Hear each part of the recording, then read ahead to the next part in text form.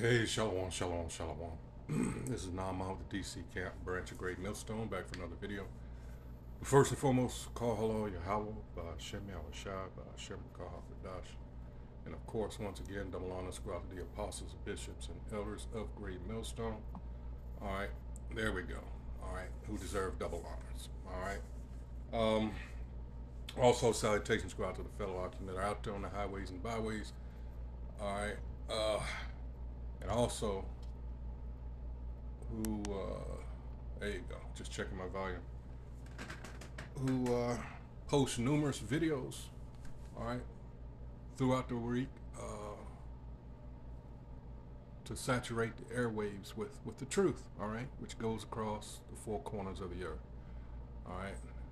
And this is, of course, done in order to wake up the remaining hopeful elect, all right, because the word has gotten out and the internet has done the the heavy lifting, all right, and that's what it was supposed to do. That's what it was designed to do.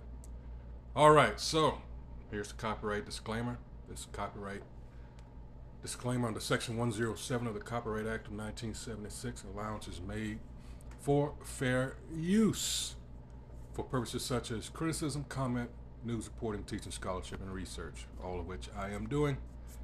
Fair use is a use permitted by copyright statutes that might otherwise be infringing. Non-profit, educational, or personal use tips the balance in favor of fair use. All right, so there we go. So this video, man, it's like the more you know. In fact, let's get that video because, let's get that scripture. Oh, man. Let's go to Ecclesiastes 1, the last verse. It says, "For much wisdom is much grief, and he that increaseth knowledge increaseth sorrow." But again, this was prophecy, okay? One aspect of Revelation 12 and 10, and also Sirach, not Sirach, Second Ezra's 6, it's around 27. It says, "For evil shall be put out, and deceit shall be quenched. As for faith, it shall flourish, corruption shall be overcome, and the truth, which hath been so long without fruit, shall be declared." So much has been told about World War II and those parties that were involved. But in this one here, I'm going to show you one that you probably never suspected. All right. Congo. That was involved. And of course, little is going to be told to you because of who it is. I certainly didn't know this. I apologize. But it makes sense because the quote that Malcolm X in that press conference made regarding Kennedy's assassination, you're going to find out why he said what he said about the chickens coming home to roost. So let's go ahead and let this play. These some dirty motherfuckers, boy. And I'm glad to live long enough to see these motherfuckers see their downfall. Here we go. For most people, the atomic age begins with a single flash over Japan. They picture rising mushroom clouds, a secret lab in the New Mexico desert, and perhaps a handful of American physicists racing a Nazi deadline. What almost nobody pictures is a jungle 2 continents away, a place so isolated most early European maps simply stamped it inhabitable and unknown. Here, in a mine called Shinkolobwe, Congolese laborers swung picks at rock so radioactive it glowed. They were told it was valuable, but not why. No helmets, no warning of radiation, just ballast sacks loaded by hand, labeled only special cargo. That cargo traveled by riverboat to Leopoldville, by steamer to the New York harbor, and finally by rail to a nondescript warehouse in Staten Island, where Manhattan Project scientists opened the crates and froze in disbelief. Uranium ore normally held 0.7% fissionable material. Shinkolobwe's up to an astonishing 65%, almost 100 times richer than anything the Allies had seen. Suddenly, the math of an atomic bomb stopped being theoretical and went from maybe to inevitable. Across the Atlantic, German physicists were also racing, but running out of time. The US, the UK, and French intelligence feared the Germans would raid the same mine. So America's brand new spy agency, the OSS, a precursor to the CIA, sent agents into the Congo disguised as geologists and diamond traders. Their mission: lock down every gram of ore. Did you hear that? Disguised as geologists and traders. Sabotage Axis buyers and move the uranium under armed guard to the United States. Meet my new favorite ED solution that works 5 times faster than pills. Check out Rougiette Ready. Move the uranium under armed guard to the United States. Most of the agents had never set foot in Africa. None spoke the local language, but every shipment that escaped their watch could potentially erase a city and lose a war. And so, while the world followed tank lines across Europe, an invisible war raged in the jungles of Congo. One that ended only when 2 American bombers lifted off, each carrying a core of metal born from Congolese earth. August 6th, 1945, Little Boy detonates over Hiroshima. 3 days later, Fat Man over Nagasaki. Within weeks, Japan surrenders. Historians declare the atomic age is here, and Shinkolobwe is erased from the story. Temperature at the center of the bomb reached 120 million degrees. 70,000 people are killed. The war ended, but not the dying. Radiation sickness would kill thousands more. Early Western textbooks said that most of the bomb-grade uranium came from the El Dorado's Great Bear Lake mine in Canada and small deposits in Colorado. And so the West got its world-ending weapon. The miners are left with cancers, the Congo is left with a century of instability, and the United States is left with nuclear supremacy, becoming a superpower. So if you thought the bomb was an all-American story, if you thought the Cold War started in Washington or Moscow, and if you thought the start of the nuclear age was only about Japan, think again. Because once you see the intricacies of how African uranium powered humanity's most violent moment and how the secret still shapes wars, coups, and geopolitics today, you'll never see nuclear history or the Congo the same way again. Every August, the world pauses for Hiroshima. Speeches echo across Peace Park. Lanterns drift, heads bow. 3 days later, Nagasaki repeats the vigil. But 12,000 kilometers away, Shinkolobwe stays silent. No bells, no plaques, not even a signpost. Most people can't find it on a map, and that's by design. The story of Shinkolobwe began when a rich seam of uranium was discovered there in 1915, while the Congo was under colonial rule by Belgium. There was little demand for uranium back then. Its mineral form is known as pitchblende, from a German... It's so radioactive it glows. And they're not there in protective gear. Nobody gave a shit. They just wanted them to get it out of the ground.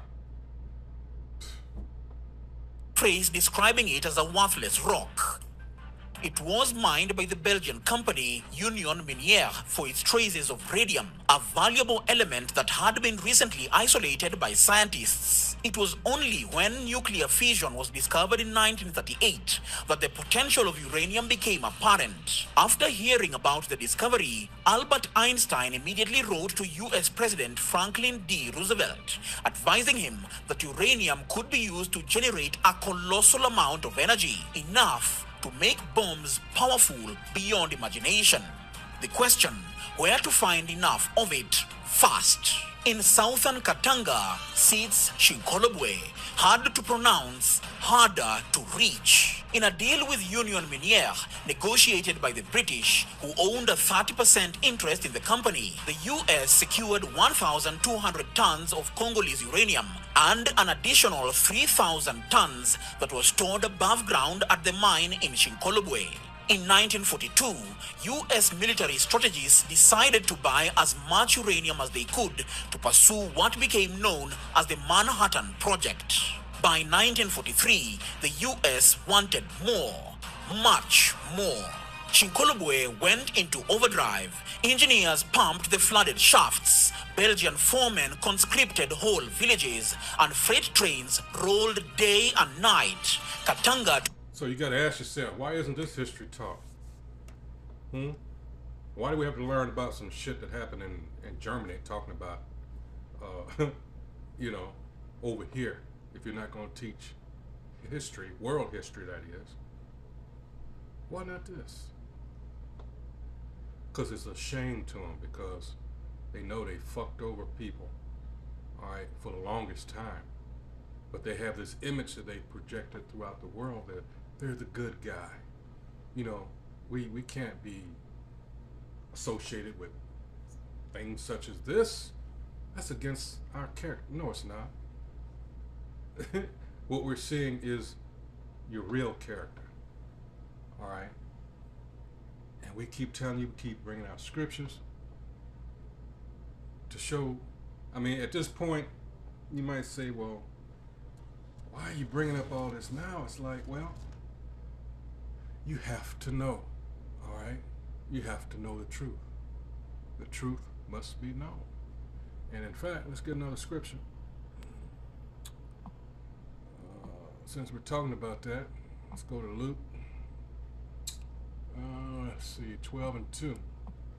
It says, well, there is nothing covered that shall not be revealed, neither hid that shall be known. And this is, you know, this is what these devils do. They try to suppress shit that's going to cause them to be shown in a bad light, but that's the truth. But see, you notice that they'll do this to everybody else. All right, verse 3, therefore, whatsoever ye have spoken in darkness shall be heard in the light, and that which ye have spoken in the ear and closets shall be proclaimed upon the housetops. And that goes into your Psalms 64 and 8, because you have people that grow a conscience years later, and that will tell you the truth. This is what went on, you know, and in fact, since I'm there, I'm going to let him, I'm not going to jump ahead of the video, but like I said, keep what Malcolm X said, that quote, in your mind. And freight trains rolled day and night. Katanga to Matadi, Matadi to New York, uranium to apocalypse. The Belgians paid the Congolese less than $1 a day. They had no idea that the glowing dust could kill them. See, the rock is miners nicknamed the place Poto Poto to mean mud, sweat, and danger.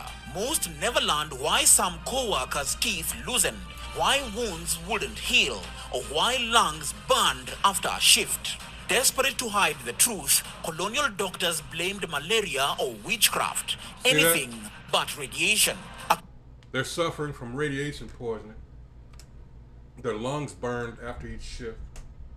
Wounds wouldn't heal. And these doctors say, oh, it's malaria or it's witchcraft.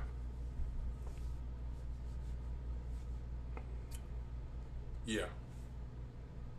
Congolese elder would later say Shinkolobwe decided who would lead the world. He wasn't exaggerating. And yet when commemorations ring across Japan, Congo remains unmentioned, its role buried under deliberate misdirection that still fools textbooks today. The word Shinkolobwe was never to be uttered. Congolese workers were told the ore was for industry. No one said it would flatten 2 Japanese cities. To the outside world, the richest uranium mine on the planet simply did not exist. But Hitler's scientists were hunting the same metal. So whether you have spider veins, varicose veins, or you just don't like the way that your legs feel at the end of the day, it's swelling. Here's hunting the same metal. The invisible war. By the late 1940, Allied code breakers intercept a telegram from Berlin. Two words stand out: Katanga Pitchblende. In London, panic spreads faster than the Blitz. If the Germans reached the DR Congo, the bomb would bear a swastika. Washington responds with smoke and mirrors. President Roosevelt signs a single-page order creating Project Destiny, an intelligence mission so secret even Vice President Truman never hears the name. Yeah, Wilbur, Truman Doc. didn't know about it. Project, let's look that up.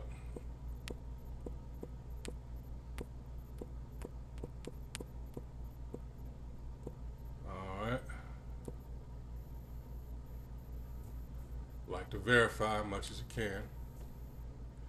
Project Destiny. Oh, nope, wrong one. Alright.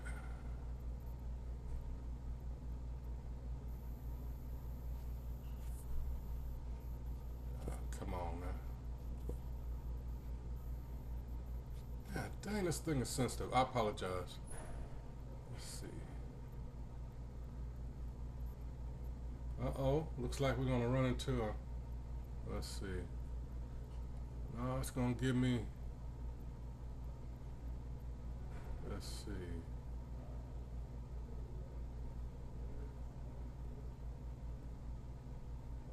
Let's put in... What the hell was that? Destiny WW.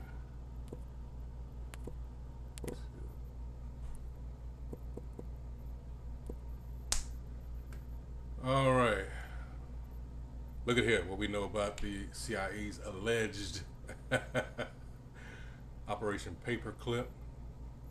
Ah, damn it, this thing is sensitive. I am so sorry. Let's see, rendezvous. Let's see, Destiny. Most expensive weapons. Let's see what they say about the alleged. Let's see. All right.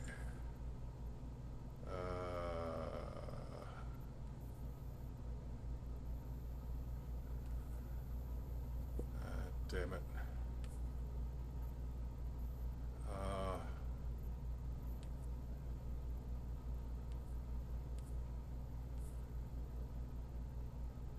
Okay.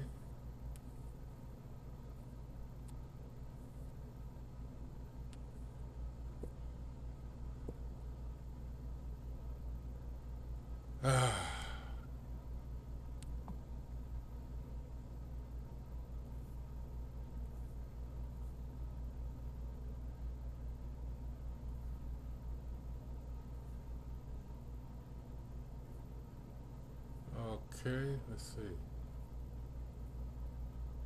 Well, that's, you notice one is, let's see.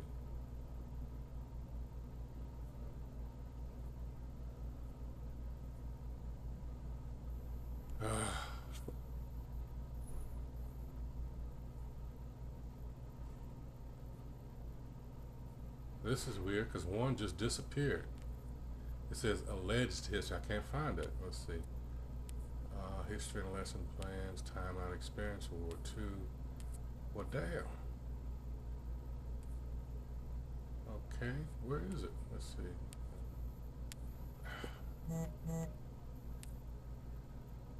Wow.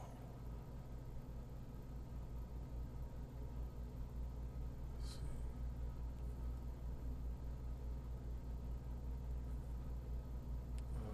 All right, this is weird. This is really weird. Project Destiny.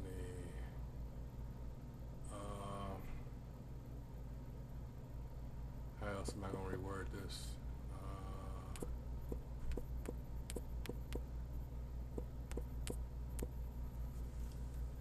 Let's see.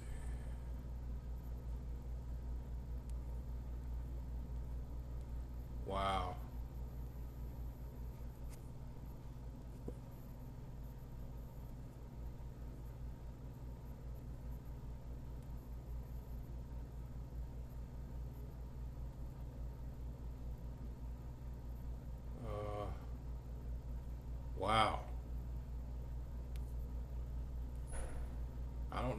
to, because the other one never came back up.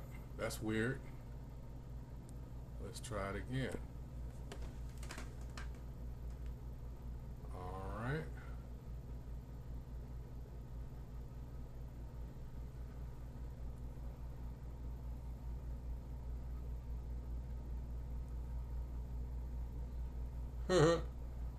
Oh man. 50th anniversary of D-Day. Let's see. Wow. I didn't know it was going to be like that. I apologize. Let's continue. Never hears the name. Wilbur Doc Hogue steps off a Pan Am clipper in Leopoldville, present-day Kinshasa, pretending to buy diamonds. His briefcase holds forged shipping manifests and a Geiger counter. He's joined by Shirley Chidsey, a novelist turned spy, whose cover as a Red Cross volunteer masks fluency in 5 languages and a talent for bribery. Their orders are brutal in their simplicity.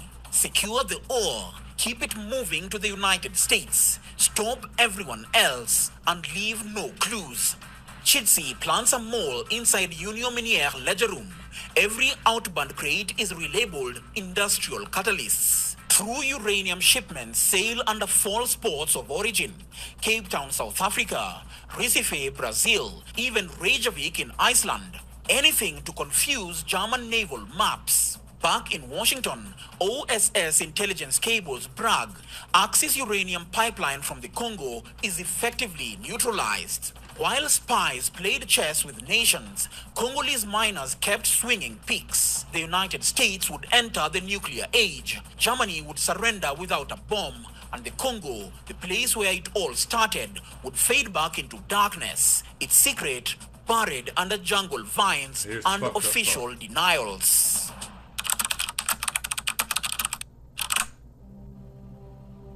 After Hiroshima ceases to exist and Fat Man repeats the sentence over Nagasaki, the war ends. But for Congo, the story is only switching chapters. Improved uranium enrichment technology soon lets the West shop elsewhere for uranium. But in order to halt other nations' nuclear ambitions, the mine had to remain in the West's sphere of influence. You see, even though the US didn't need the uranium at Shinkolobwe anymore, it didn't want its geopolitical competitors to get access to the mine. Therefore, whoever wanted to lead the Congo had to be under their control. When Congo won independence in 1960, Belgium cemented the mine's shaft with concrete and with quiet Western blessing, backed Moise Tshombe's breakaway mineral-rich region Katanga so that the ore stayed inside a friendly fence. But Prime Minister Patrice Lumumba had other plans. He wanted to make sure that the country's estimated 24 trillion US dollars in minerals to be used to benefit Congolese people. It became a threat that had to be eliminated. CIA chief Devlin was quoted saying, Lumumba is a fanatic and an African Castro or worse. So they labeled him a Castro. All right. So it still has left a bad taste in their mouth what happened in Cuba, because they could not exploit those people there because you had someone stand up. So we seem to have a repeat. Here you have someone that clearly is trying to stand up for his people, that cares about his people. So what do we do? Later, he is shot and his body is dissolved in sulfuric acid. He's shot and who signed off on that? Can you guess? Can you guess? Can you guess?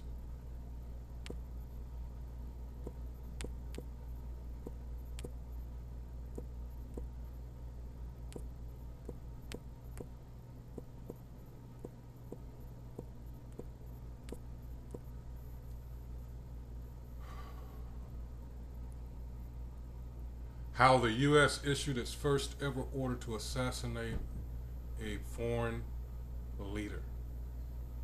All right. A snub from the White House, a controversial stay at Blair House, an encounter with Dave Chappelle's mother, and a CIA-arranged tryst would happen when Congo's beleaguered leader visited D.C. in 1960. All right. And it says, adapted from the Lumumba plot, The Secret History of the CIA in a Cold War Assassination by Stuart A. Reed, published October 17th, 2023, by Alfred A. Knott, an imprint of the Knott Doubleday Publishing Group. In July 1960 was an inopportune time for Patrice Lumumba, a barely 35-year-old prime minister of the Congo, a visit to Washington, D.C. His country had become independent from Belgium only on June 30th, all right? So, a few days, all right? Within days, the army had mutinied. Belgian forces had intervened without permission. A province had seceded, and the UN has sent in a massive peacekeeping operation, of course, because they're so concerned, right? Now, we know from watching the video what's really at stake here. It says, and amid the chaos, Lumumba had made a troubling appeal to the Soviet Union, suggesting that his fledgling nation might require its help. At a National Security Council meeting just days before the Congolese leader would arrive in Washington, Alan Dulles, for which this airport is named across the river here, the pipe-smoking director of the CIA told the room that Lumumba had been bought by the communists and was a Castro or worse. But as a politician who had risen by virtue of his powers of persuasion, Lumumba must have thought that in talking to President Eisenhower, he might well win the trust of the world's most powerful leader, despite any misconceptions the president or his administration might have about him. So it would appear that they just assumed from this asshole here, Alan Dulles, because of what he stated, that that was indeed fact when it was not. So, continuing on. All right, Lumumba brought with him to America a carved ivory lamp and a wooden statue, gifts he planned to present to Eisenhower at the White House. He had announced that he wished to thank him for the American people's continued efforts to bring about progress in Africa. All right. The trip would turn out to be the beginning of the end for Lumumba. However, the officials he met with not only rebuffed his substantive requests, they also claimed to find his style so off-putting that they lost any confidence they had in him. So I'm gathering that they figured out, well, this guy's not going to be our puppet. So they began to make plans. That's what I'm getting from this. Lumumba, now look at the expression on this devil's face and shaking his hand. This is Dag Hammarskjöld. I'm sorry. All right. Lumumba didn't know it, but his very life was at stake. Just weeks after welcoming him to Washington, the U.S. government would be trying to kill him. The United Snakes of America. Shortly after landing in the United States, Lumumba's delegation was told that Eisenhower would be unable to welcome the Prime Minister. Eisenhower had scheduled trips to Chicago for the Republican National Convention and to Denver to visit his dying mother-in-law. State visits were usually organized months in advance and the result of an official invitation, but Lumumba sprang his trip on the United States. As a State Department cable put it, his party was pulled together at the last minute and came with no advance preparation and no money. Even though the president had not deliberately absented himself, from Washington, the U.S. government was pointedly declining to accord Lumumba his high honors. Before the visit, Secretary of State Christian Herter decided that a meeting with him and Lumumba with no social functions offered should be the most we should do. Belgium, still smarting from the loss of its colony and fed up with Lumumba, was a member of NATO.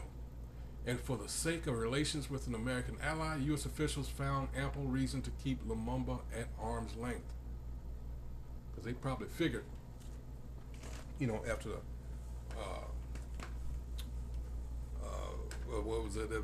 their colleagues, their fellow devils in Belgium had egg on their face. They were shamed. All the resources we had there, all the fuck. This is how it's going to come together. It says, and so the U.S. government reduced its honors to the bare minimum required by diplomatic protocol.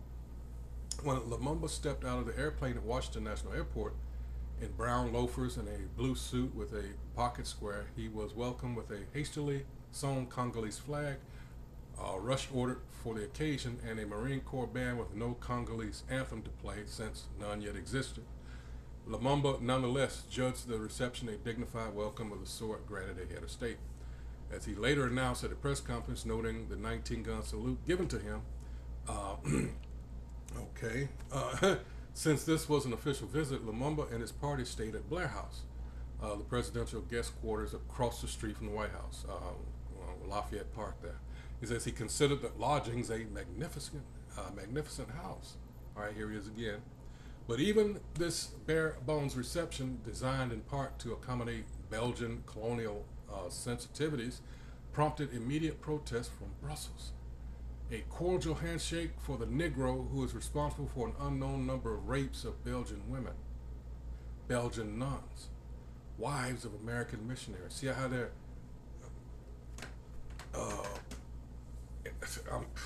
whew.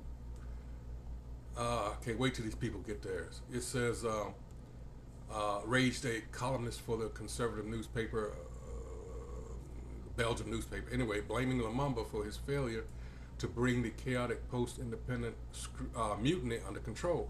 19 cannon shots and military honors for a Negro prime minister of a so-called state whose army, after deciding to rebel against its prime minister, turned around and focused its fire on women in white skin, on women of white skin.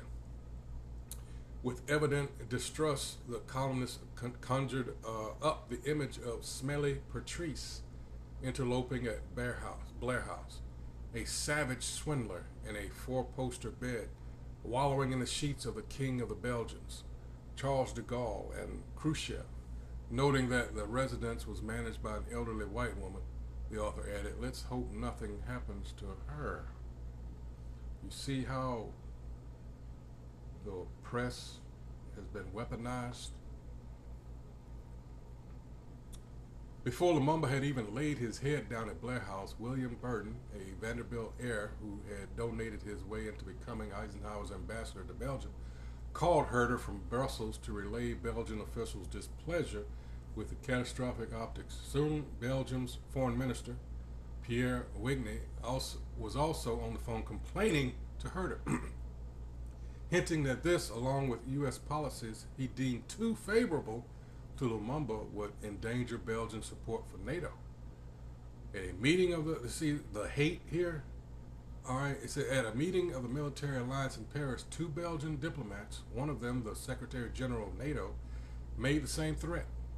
To Brussels, Lumumba's treatment was evidently a question of national honor, something worth risking relations with the United States over.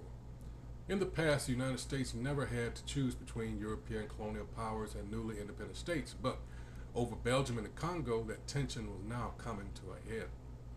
Herder was still trying to keep both parties happy, apologizing to the Belgian ambassador while pointing out that the United States hadn't selected Lumumba as prime minister of the Congo, but inherited him along with independence.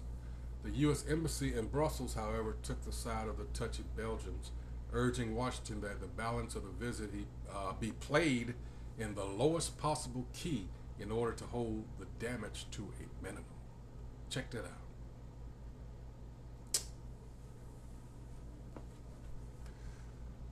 Continuing on, Lumumba would rightly say that the episode demonstrated Belgian pettiness. Little did he know that, wow, even then he had underestimated just how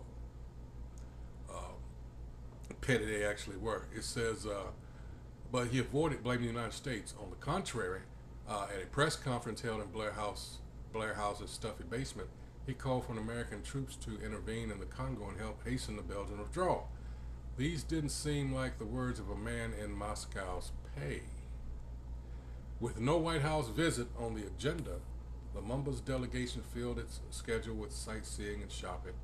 At the Lincoln Memorial, the Congolese learned about the Civil War, a secessionist conflict Lumumba could not avoid comparing to his own, likening Jefferson Davis to Moise Tshombe, the leader of the breakaway province in Katanga.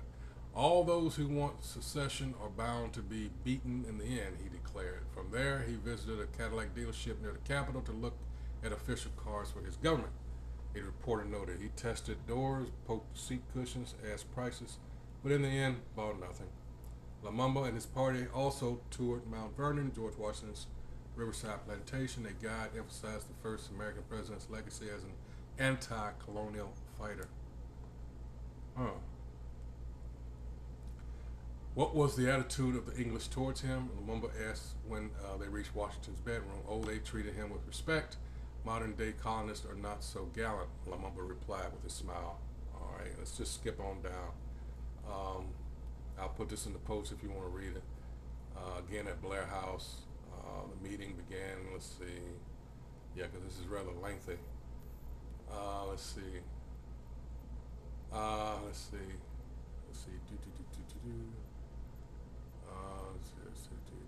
What I was trying to get to was how Eisenhower signed off. Let's see.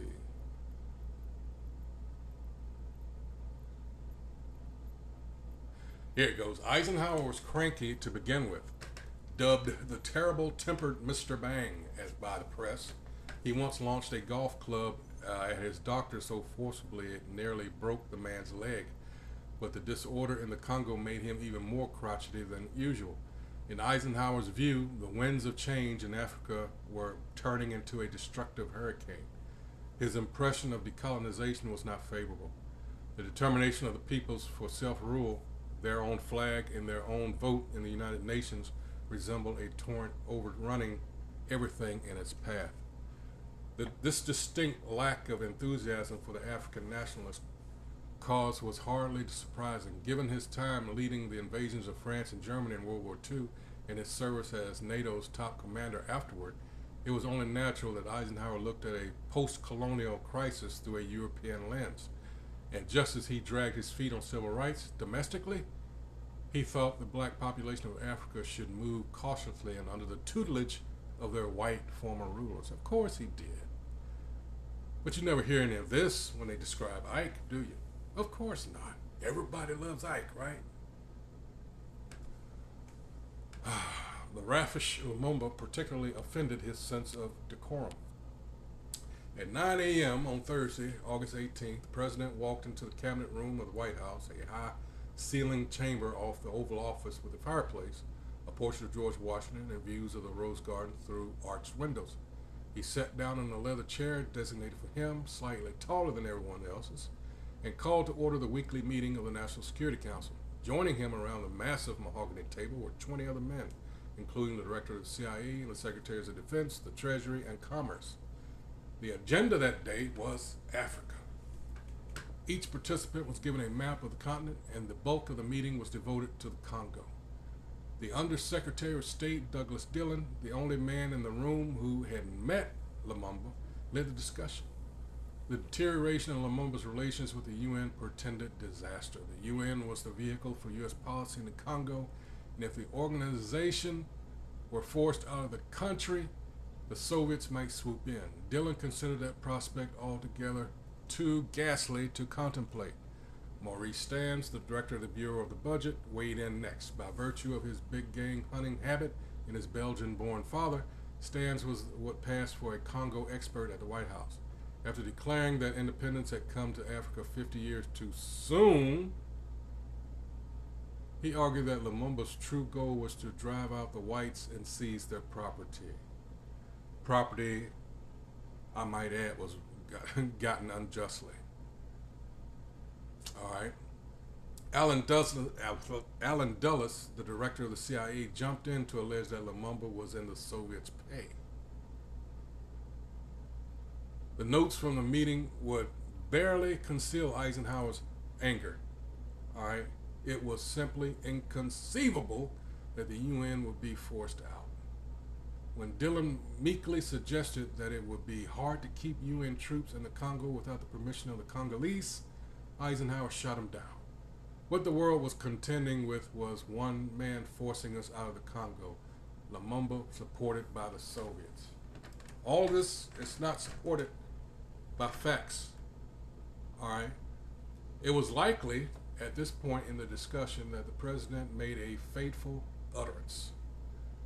Robert Johnson, the official note taker for the meeting, noticed the president turn toward Dulles. Then he recalled President Eisenhower said something, I can no longer remember his words, that came across to me as an order for the assassination of Lumumba. 15 seconds of stunned silence followed Eisenhower's remark as the room digested the apparent directive. You see how these motherfuckers are? This is how they've always been. Alright? It was just one sentence and a somewhat euphemistically phrased one at that.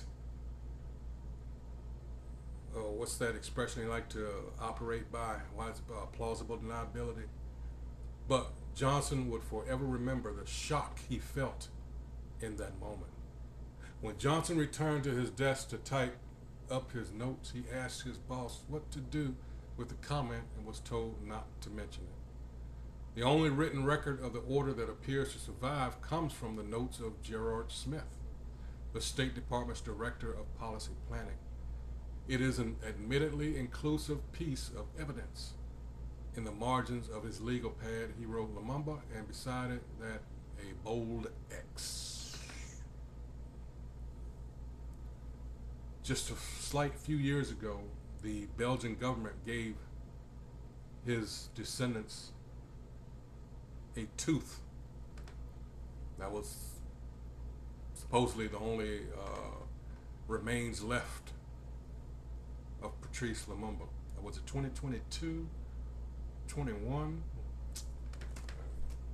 So, let's go to,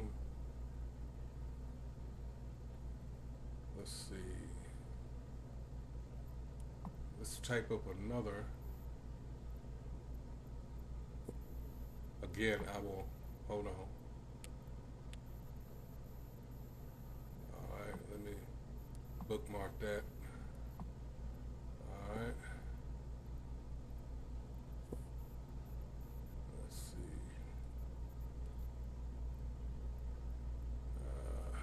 Bear with me.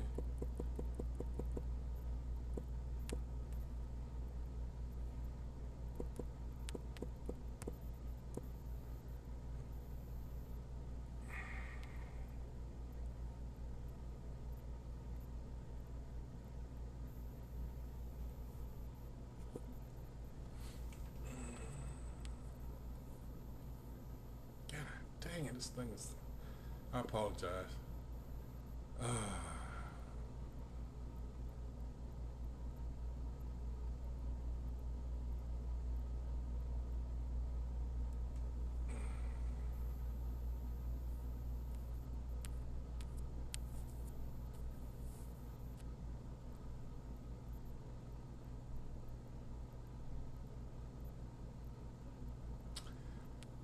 Previous historical scholarship has tended to support the idea that John F. Kennedy's inauguration began a period of increased U.S. involvement in and cooperation with Africa. However, U.S. treatment of the crisis in the Congo stayed remarkably the same from Eisenhower to Kennedy.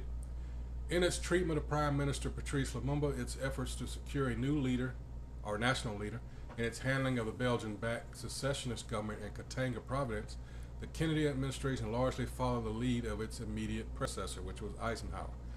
This thesis uses government documents from the high levels of both administrations to show that Kennedy's advisors reflected the same assumptions, often wrong ones, about U.S. interests in the Congo and the dangers of communist takeover.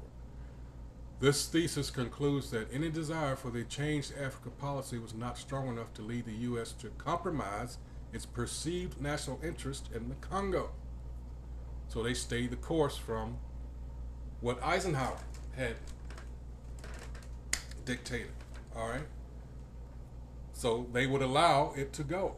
They, you know, again, what was in the last article about how they dragged their feet on the civil rights issues here. The same thing was said about Kennedy. So again, this is why that statement from him after Kennedy was assassinated, he said chickens have come home to roost, because he knew the dirt that both administrations, all right, and they were complicit with what went on in the Congo. Within earshot of the Shinkolobwe mine. With covert U.S. There's backing, that motherfucker there. Mobutu Sese Seko seized power for the next He 3 was that decades. Today, the scramble isn't for uranium, it's for cobalt, coltan, lithium, and copper.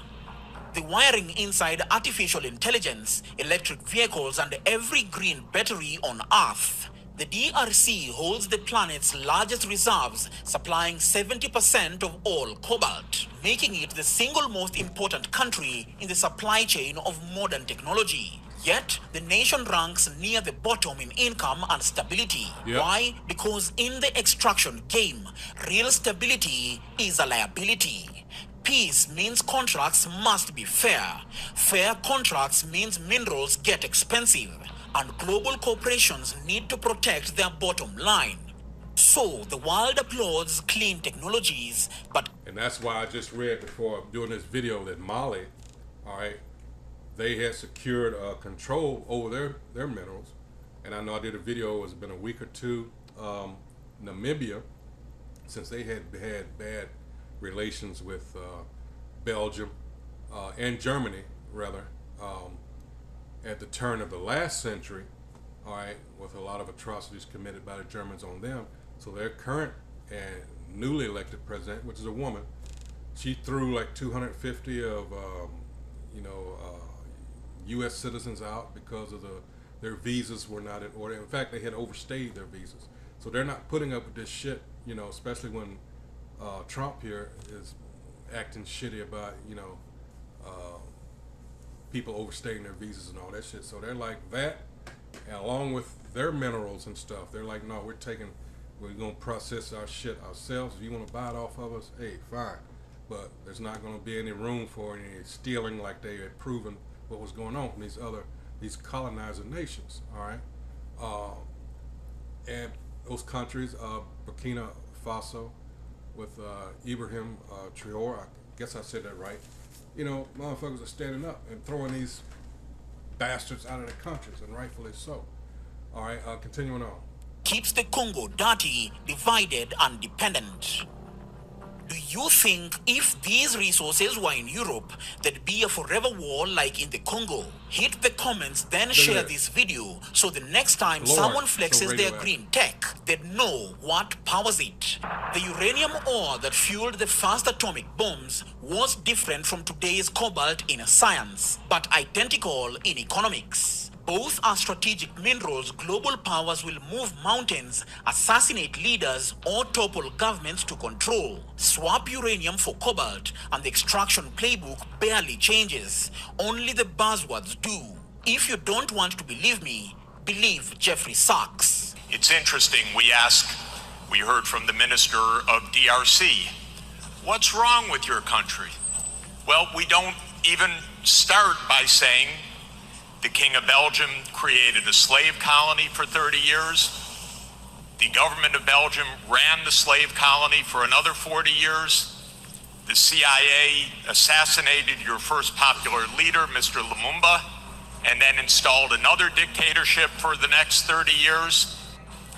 And then Glencore and others now suck out your cobalt without giving you tax income. We don't reflect on that. We say, what's wrong with you? Why don't you govern properly? And so we have a system, but we need a different system.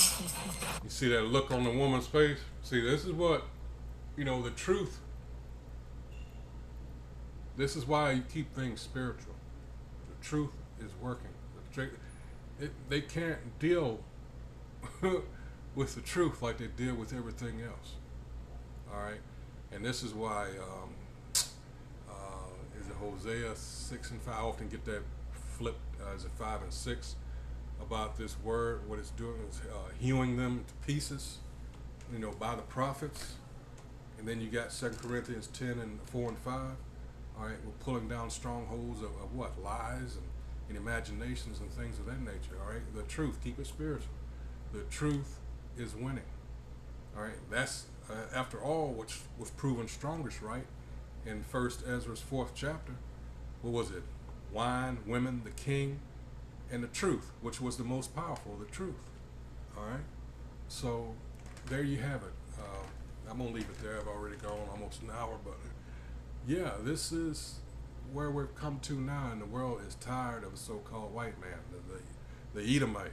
All right, the nation of Edom. All right, just rotten to the core. All right, there's no chance of repentance for these people. It tells you that in Hebrews 12th chapter. All right, they're done. They were created to be the wicked on the earth, and they're going to fulfill that. And then after 1,000 years of doing hardcore slavery, double of what they did to us, then they're going to be gathered up and exterminated off the face of the earth. They're the only nation that's going to happen to. All right, and you have the nerve to wonder why. Salaki. I mean, are you not observing their history and their continuation in that path? Nothing's changed with them.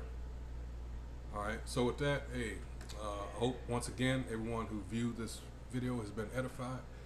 So until the next video, hey, shalom, shalom.